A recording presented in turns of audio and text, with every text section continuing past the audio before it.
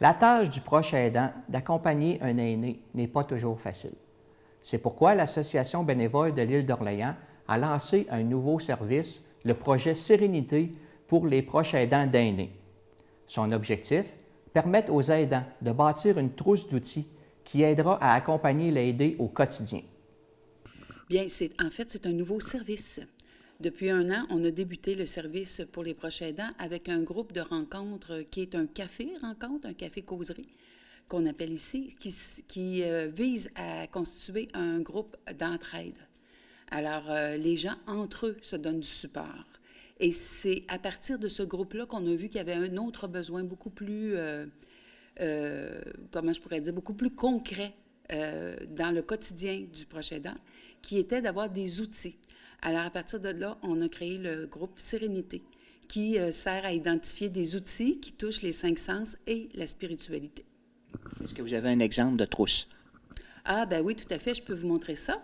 Déjà, je peux vous montrer que dans les petites choses qu'on utilise ici, il y a toujours un cahier du participant. Et ça, c'est mon matériel à moi. Donc, à chaque rencontre, la trousse elle-même est quand même grosse, mais ça, c'est ma trousse à moi. Ce qui est important de savoir, c'est que je peux vous montrer des prototypes qui sont des suggestions.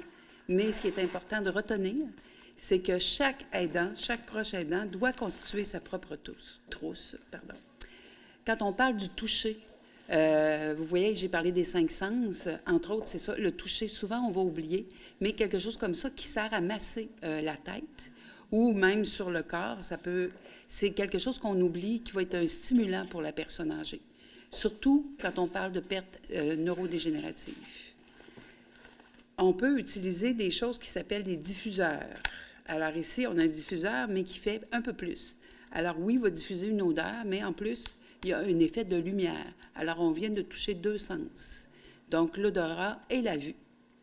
Et justement, dans l'exemple de la vue, on va s'apercevoir qu'il y a des lumières qui vont stimuler pour exciter, peut-être permettre à la personne d'avoir plus d'énergie, alors qu'il y a d'autres ambiances lumineuses ou colorées qui vont calmer la personne. Quand on parle de spiritualité, ça, c'est le volet que nous, on a ajouté. Dans la spiritualité, bon, là, je ne vais pas faire de publicité pour personne, mais tout le monde connaît un peu les dessins de Mandela. Ce qui est important, ce n'est pas de réussir le dessin.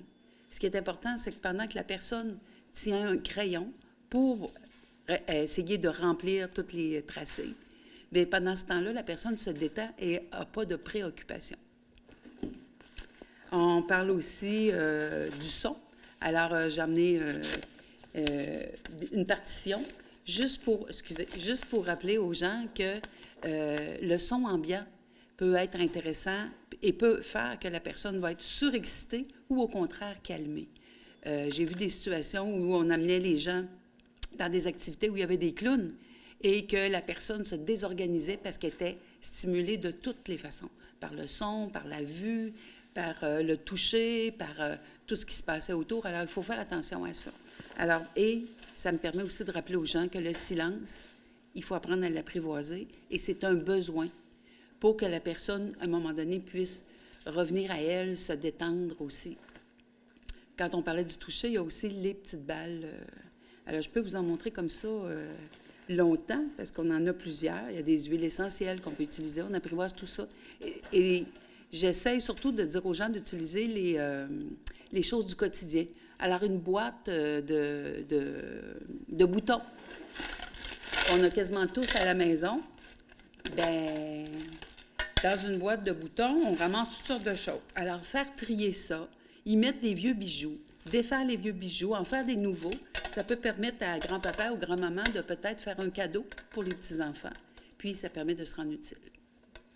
Jusqu'à maintenant, est-ce que le programme il est débuté, le service? On a fait 2 groupes de rencontres qui étaient pour nous des prototypes. Alors, à partir de ces 2 groupes de rencontres-là, ça nous a permis de voir comment ajuster l'information, comment mettre en action des choses. Ça a permis aussi que, vous voyez, là, on a fait le goût, on a fait l'audition et on a fait l'odorat. Et à partir du moment où on a fait le dernier qui était l'audition, j'ai déjà intégré des volets qui sont plus interactifs. Justement parce que je me suis aperçue que c'est long, 2 heures à entendre parler, même si on échange sur des petits trucs, des choses comme ça, c'est pas suffisant. Il faut être il faut que le proche aidant puisse mettre en action des choses pour pouvoir les concrétiser tout de suite et les transporter à la maison. C'est du transfert de compétences. Puis, est-ce que ça a été prouvé que c'est efficace? Pour le moment, c'est un petit peu trop tôt, parce qu'on en a quand même juste 3 rencontres de fait. Et on reçoit une subvention de l'appui Capital National pour faire l'exercice jusqu'au 1er avril. C'est sûr que là, déjà, nous, on voit des demandes qui sont un peu particulières ou un cheminement qui va être différent selon qu'on accompagne une personne qui a un trouble dégénératif apparenté à la maladie d'Alzheimer, à la maladie de Parkinson ou le simple vieillissement. Il y a beaucoup de démystification à faire sur qu'est-ce qui est le vieillissement normal. Et on n'est pas tous malades, mais comme on entend beaucoup parler dans tous les médias de toutes les maladies, ça donne l'impression qu'en vieillissant, tout le monde est malade. Alors, c'est tout ça qui est à travailler. Je vous dirais que c'est une année prototype, où on va essayer des choses, on va s'ajuster, puis en cours de route, avec l'expression des gens, on va pouvoir mieux articuler les choses pour qu'une prochaine année soit plus structurée. Puis, est-ce que ça a été inventorié, le nombre de proches aidants qu'il pourrait avoir sur l'île d'Orléans? Sur l'île d'Orléans, moi, je n'ai pas de statistiques complètes, mais dans les gens qu'on a approchés ici, vous voyez, on a débuté pour le programme Sérénité. On a débuté au mois d'août 2018 et on a déjà une quarantaine de personnes de rejoindre. Alors, c'est quand même un bel exemple. Puis, bien, il y a des particularités à l'île d'Orléans. Donc, la vie d'insulaire va faire aussi qu'on a des gens qui vont être moins disponibles à l'automne parce que c'est la récolte des patates, moins disponibles en hiver parce que s'il ne fait pas beau, les gens ne voudront pas se déplacer. Alors, il faut s'ajuster constamment à tout ça. Donc, les rencontres, une fois par mois, je vous dirais qu'il y a une question de timing aussi là-dedans. Alors, il faut faire attention à comment les choses se vivent à l'île d'Orléans et à quel moment on provoque les rencontres. Pourquoi que le service y a été implanté? En fait, le service a été implanté parce que ça a commencé, comme ma collègue le disait, avec le Café Causerie, où on voyait parmi nos services traditionnels à l'association bénévole qu'il y avait un trou de service au niveau des proches aidants. Donc, on offrait déjà du répit, mais il fallait aller un peu plus loin pour pouvoir échanger de l'entraide, échanger des trucs. Donc, en 2017, on a eu, dans le fond, une offre de l'appui de déposer un projet, appui de la Capitale nationale pour les proches aidants d'aînés, de déposer un projet, ce qu'on a fait avec le projet de Café Causerie. Donc, c'est un peu comme ça qu'est née la collaboration entre l'appui et nous. Et on a été de l'avant après ça avec le projet Sérénité, là, qui est un peu la phase 2 de nos services pour les proches aidants. L'Association bénévole de l'île d'Orléans, c'est plus que le programme qu'on vient de mentionner. Est-ce que vous pouvez me parler justement de tout ce qui est offert en service par l'Association bénévole? Oui, on a plusieurs services qui sont offerts par l'Association bénévole. Ici, à l'île d'Orléans, on rejoint tous les gens, tous les secteurs de l'île d'Orléans et on offre nos 3 services forts, si on veut, c'est le service d'accompagnement transport. Donc, on accompagne tous les gens qui sont sur l'île d'Orléans dans leurs services, leurs rendez-vous médicaux, vers les services essentiels aussi, s'ils ont besoin d'aller à l'épicerie, au guichet. Donc, on accompagne les gens dans cette démarche-là. Et puis, tous les rendez-vous médicaux qui sont situés sur le territoire de la Capitale nationale sont couverts. Donc, même si c'est à... Bon, je sais qu'il y a une clinique d'obstétrique à Lévis, on y va. Okay. Donc voilà. Ensuite de ça, on a la popote roulante, qui est notre autre service qui est assez populaire. Donc, on va livrer à domicile des repas chauds. C'est un partenariat qu'on a avec la Villa Alphonse Bonenfant sur ce projet-là.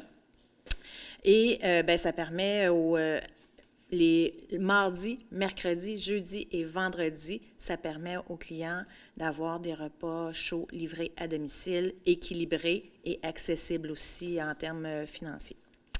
Ensuite de ça, on a le service de, c'est sur service de répit qui vient un peu en lien avec le projet d'aide aux proches aidants, parce qu'il y a deux choses à dire sur le service de répit, en fait, c'est qu'on va à la maison, c'est des bénévoles qui vont à la maison pour accompagner ou être avec la personne qui est aidée, donc qui souffre d'une maladie neurodégénérative, pendant que son aidant est à l'extérieur ou bien même chez eux, mais qui fait ces choses qu'ils ont besoin de faire, finalement.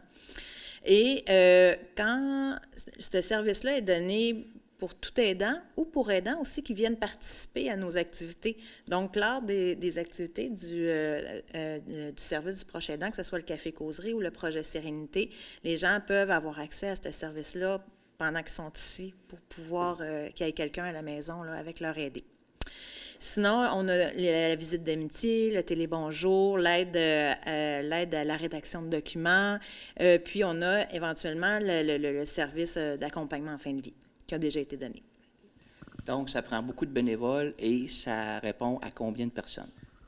On a 42 bénévoles qui sont membres ici, hein, parce que les membres de l'association bénévole, c'est les bénévoles.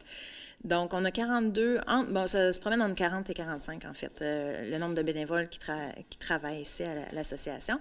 Et ça couvre, on a peut-être, l'année dernière, on avait 125 clients qui utilisaient les services de l'association là, dans un ou l'autre des services. Là.